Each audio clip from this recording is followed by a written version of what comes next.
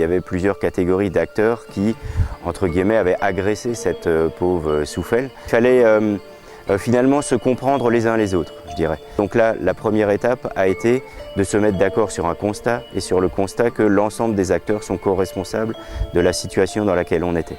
Et à partir de cette prise de conscience, effectivement, chaque acteur a appris finalement notamment des difficultés de ses voisins qui partagent le territoire pour passer au-delà de ces différences et travailler ensemble.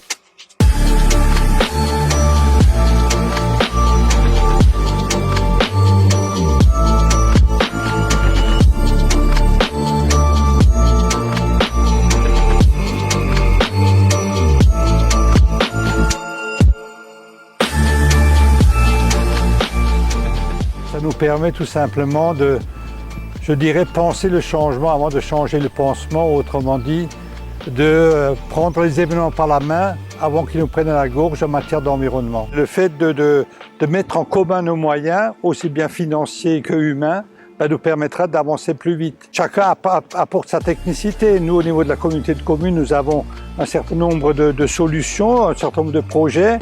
Et puis à côté, nous avons l'appui technique de l'Agence de l'eau, l'appui financier de l'Agence de l'eau, mais également du S2A. Et cela nous permet vraiment, je dirais, d'avancer concrètement dans l'ensemble de ces actions.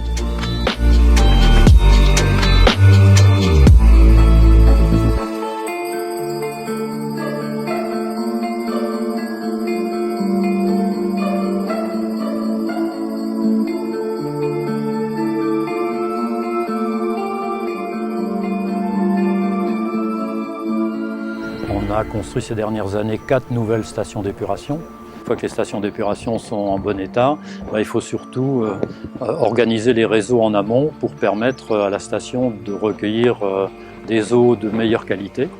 Et pour atteindre cet objectif, nous avons procédé d'abord à une étude hydraulique sur l'ensemble des canalisations d'assainissement de notre territoire. Et nous allons travailler d'une part sur les déversoirs d'orage, mais nous allons également construire 4 bassins de pollution sur le territoire de la communauté de communes.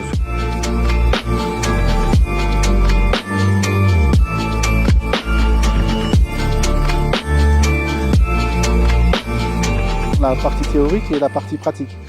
Et à ce moment-là, on regarde, on fait des bilans derrière, on voit si ça a fonctionné, si ça n'a pas fonctionné. Je pense qu'on va y arriver. Moi, je suis convaincu qu'on va y arriver.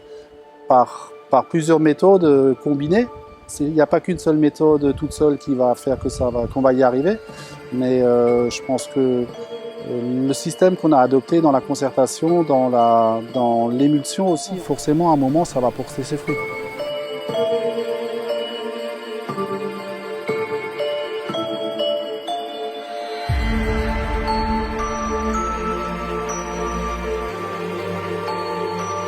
Ça facilite un peu le travail, mais la tension, elle existe souvent.